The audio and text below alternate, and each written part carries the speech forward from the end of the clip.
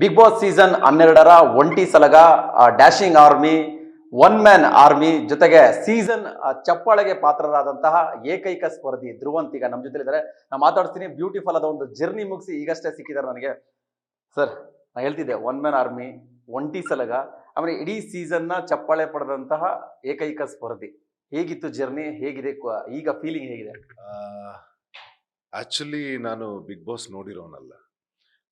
ಅದರ ಯಾವ ಅನುಭವನೂ ಬೇರೆಯವರಿಂದ ಕೇಳಿ ತಿಳ್ಕೊಂಡಿರೋನಲ್ಲ. ಸೊ ಆಪರ್ಚುನಿಟಿ ಬಂತು. ನಾನು ಆ್ಯಕ್ಚುಲಿ ಸೀಸನ್ 10ಗೆ ಬರಬೇಕಾಗಿತ್ತು. ಆದರೆ ನಾನು ತೆಲುಗು ಪ್ರಾಜೆಕ್ಟಲ್ಲಿ ಬ್ಯುಸಿ ಇದ್ದೆ. ಸೊ ಅವರು ನನ್ನನ್ನು ಬಿಟ್ಕೊಡ್ಲಿಲ್ಲ, ನಮಗೆ ಬೇಕೇ ಬೇಕು ಅಂತ ಹೇಳಿ. ಸೊ ನನಗೆ ಬರಲಿಕ್ಕಾಗಲಿಲ್ಲ. ಈ ಸರ್ತಿ ಅವಕಾಶ ಸಿಕ್ತು, ಸೊ ಹೋದೆ. ನಾನು ನೋಡ್ದಿರೋ ಕಾರಣದಿಂದ ನನಗೆ ಮೊದಲು ಆಟವನ್ನು ತಿಳ್ಕೊಳ್ಳೋದಕ್ಕೆ ಸ್ವಲ್ಪ ಕಷ್ಟ ಆಗಿತ್ತು. ನಂತರ ಯಾವಾಗ ಆಟ ಸ್ವಲ್ಪ ಅರ್ಥ ಆಗ್ತಾ ಹೋಯಿತು, ನಾನು ಆಮೇಲೆ ನಮ್ಮ ಆಟವನ್ನು ಶುರು ಮಾಡಿದ್ವಿ. ಸೊ ಬರ್ತಾ ಬರ್ತಾ ನಮ್ಮ ಪರ್ಫಾರ್ಮೆನ್ಸ್ ಎಲ್ಲಿಗೆ ಹೋಯ್ತು ಅಂತಂದರೆ, ಅದೇ ನೀವು ಹೇಳಿದಾಗೆ ಈಗ one man army, dashing Dhruvanth, ಒಂಟಿ ಸಲಗ, ಇದೆಲ್ಲ ನಮಗೆ ಹೊರಗಡೆ ಬಂದಮೇಲೆ ಗೊತ್ತಾಗಿದ್ದು. ಇದೆಲ್ಲ ಬಿರುದುಗಳು ನಮಗೆ ಸಿಕ್ಕಿದೆ ಅಂತ ಭಾಳ ಖುಷಿ ಆಗ್ತಾಯಿತ್ತು. ಬಿಕಾಸ್ ನಾನಲ್ಲಿ ಒಂದು ನನ್ನ ಹಾರ್ಟಿಂದ ಆಟ ಆಡ್ತಾ ಇದ್ದೆ. ಆಡಲಿಲ್ಲ, ನಾನು ಏನಿದ್ದೀನಿ ಅದನ್ನು ತೋರಿಸ್ತಾ ಇದ್ದೆ. ಯಾವುದೇ ಅಲ್ಲಿ ಸುಮಾರು ಏರಿಯಾಗಳು ಬರುತ್ತೆ. ಈಗ ಬಿಗ್ ಬಾಸ್ ಅಂತಂದರೆ ಒಂದು ಶೋ ಅಲ್ಲಿ ಜನಗಳಿಗೆ ಒಂದು ಎಂಟರ್ಟೈನ್ಮೆಂಟ್ ಆಗಿ ಕಾಣುತ್ತೆ. ಬಟ್ ಆ ಮನೇಲಿ ಸುಮಾರು ವಿಭಾಗಗಳಿದೆ. ನಿಮಗೆ ಓದೋದಿರುತ್ತೆ, ಉಸ್ತುವಾರಿ ಇರುತ್ತೆ, ಟಾಸ್ಕ್ಗಳಿರುತ್ತೆ, ಕಲ್ಚರಲ್ ಇರುತ್ತೆ, ಡ್ಯಾನ್ಸ್ಗಳಿರುತ್ತೆ, ಮನೆನ ಹೇಗೆ ಇಟ್ಕೊಳ್ತೀವಿ ಅಂತ ಇರುತ್ತೆ, ಮತ್ತು ಅಡುಗೆ ಮಾಡೋದು ಅಥವಾ ಎಲ್ಲವನ್ನು ಇಷ್ಟು ಎಲಿಮೆಂಟ್ಸಲ್ಲಿ ನಾನು ಹೇಗೆ ಪರ್ಫಾರ್ಮ್ ಮಾಡ್ತಾ ಇದ್ದೆ ಅಂತ ಅಂದರೆ, ನನಗೆ ಯಾರು ಕಾಂಪಿಟೇಟರ್ ಇರಬಾರ್ದು ಅಂತ. ಮತ್ತು ನೀವು ಮನೇಲಿ ಅಬ್ಸರ್ವ್ ಮಾಡ್ತಾ ಇರ್ಬೋದು, ನಮ್ಮನ್ನು ದೂರ ಇಡೋದಕ್ಕೆ ಪ್ರಯತ್ನ ಪಡ್ತಾರೆ ಟಾಸ್ಕ್ಗಳಿಂದ.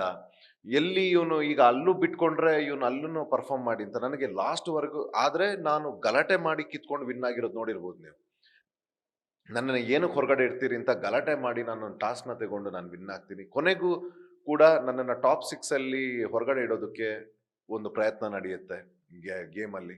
ಬಿಗ್ ಬಾಸ್ ಮತ್ತೆ ಅದನ್ನು ಐಡೆಂಟಿಫೈ ಮಾಡಿ ಮತ್ತೆ ನನಗೊಂದು ಆಪರ್ಚುನಿಟಿ ಕೊಟ್ಟಾಗ ಬ್ಯಾಕ್ ಟು ಬ್ಯಾಕ್ ಗೆಲ್ಕೊಂಡು ಬರ್ತೀನಿ ನಾನು ಟಾಸ್ಕ್ಗಳನ್ನು. So it was a very superb experience, hero experience. ನಿಜವಾಗ್ಲೂ ಹೇಳ್ತೀನಿ, ನಾವು ಚಿಕ್ಕ ವಯಸ್ಸಲ್ಲಿ ಒಂದು ಆ್ಯಟಿಟ್ಯೂಡಲ್ಲಿ ಬೆಳೆದಿರ್ತೀವಿ. ಅಂದರೆ ನಾವು ಬರೋದು ಹಳ್ಳಿಯಿಂದ. ನಾನು ಕೊಡ್ಲಿಪೇಟೆ ಅನ್ನೋ ಹಳ್ಳಿಯಿಂದ ಬಂದಿರೋನು, ಮೂಲತಃ ಮಂಗಳೂರವನು. ನನಗೆ ಯಾರು PR ಗಿಆರ್ ಎಲ್ಲ ನಾನು ಮಾಡಲಿಲ್ಲ. ಬಿಗ್ ಬಾಸ್ ಹೋಗಬೇಕಾದ್ರೆ ಮನೇಲಿ ಏನು ಬಟ್ಟೆ ಇತ್ತು ಅದನ್ನು ಪ್ಯಾಕ್ ಮಾಡ್ಕೊಂಡು ಹೋಗಿರೋನು. ನಾನು ಈ ಊರವನು, ಆ ಊರವನು, ಅದನ್ನೆಲ್ಲ ಎಕ್ಸಾಗರೇಟ್ ಮಾಡಲಿಲ್ಲ. ನನ್ನ ವ್ಯಕ್ತಿತ್ವ ಏನಿದೆ. ಆಮೇಲೆ ನಾನೊಬ್ಬ ಕಲಾವಿದ ಅಂತ ಬಂದಾಗ ನಮಗೆ ಯಾವುದೇ ಜಾತಿ ಆಗಲಿ, ಊರಾಗಲಿ, ಆ ಭಾಗ ಈ ಭಾಗದವ್ರು ಆಗಲ್ಲ. ಕರ್ನಾಟಕದವನು, ನಾನು ಎಲ್ರಿಗೂ ಸೇರಿರೋನು, ಎಲ್ಲರೂ ನನ್ನವರು, ಎಲ್ರದ್ದು ಆಶೀರ್ವಾದ ಬೇಕು.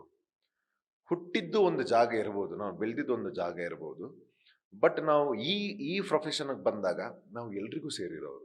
ಸೊ ಹಾಗಾಗಿ ನಾನು ಅದನ್ನೆಲ್ಲ ಜಾಸ್ತಿ ಮಾಡೋಕ್ಕೆ ಹೋಗಲಿಲ್ಲ. ಪಬ್ಲಿಸಿಟಿ ಸ್ಟಂಟ್ಸ್ ಎಲ್ಲ ಮಾಡೋಕ್ಕೆ ಹೋಗಲಿಲ್ಲ.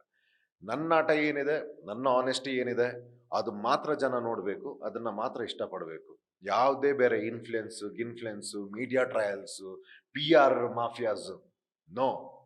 ಸೊ ಇದನ್ನೆಲ್ಲ ಅಬ್ಸರ್ವ್ ಮಾಡಿ ಏನು ಮಾಡ್ತಾರೆ ಅಂತಂದರೆ, ನಮ್ಮ ಕರ್ನಾಟಕದ ಬಾದ್ಶಾ ಕಿಚ್ಚ ಸುದೀಪ್ ಅವರು ಆಮೇಲೆ ಅಲ್ಲಿ ಡಿಸಿಷನ್ನು, ನಾಮಿನೇಷನ್ನು, ಮತ್ತು ಅಲ್ಲಿ ತುಂಬ ಫೇವರ್ ಗೇಮ್ ಆಗುತ್ತೆ.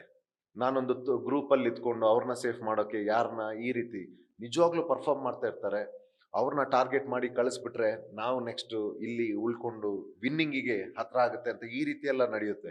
ಒಳಗಡೆನೂ ಮಾಫಿ ಆಗ್ತಾ ಇರುತ್ತೆ. ಸೊ ಇದನ್ನೆಲ್ಲ ನಾವು ಒಬ್ಬನೇ ಚಾಲೆಂಜ್ ತಗೊಂಡು ಬಂದಿದ್ದು ಈ ಎಲಿಮೆಂಟ್ಸ್ನೆಲ್ಲ ನೋಡಿ ನಮ್ಮ ಬಾದ್ಶಾ ಸರ್ ಕಿಚ್ಚ ಸುದೀಪ್ ಅವರು ನನಗೆ ಇಡೀ ಸೀಸನಿನ ಚಪ್ಪಾಳೆ ಧ್ರುವಂತಿಗೆ ಅಂತ ಕೊಡ್ತಾರೆ. ಅವತ್ತೇ ನಾನು ಆ ಸೀಸನ್ನ ವಿನ್ ಆಗಾಯಿತು ಸರ್. ನಮಗೆ ಅವತ್ತೇ ನಾನು ಹೇಳಿದೆ ಕ್ಯಾಮ್ರಾಗೆ, ಸಾರ್ಥಕತೆ, ನನ್ನ ಇಡೀ ಯುದ್ಧಕ್ಕೆ ಸಾರ್ಥಕತೆ.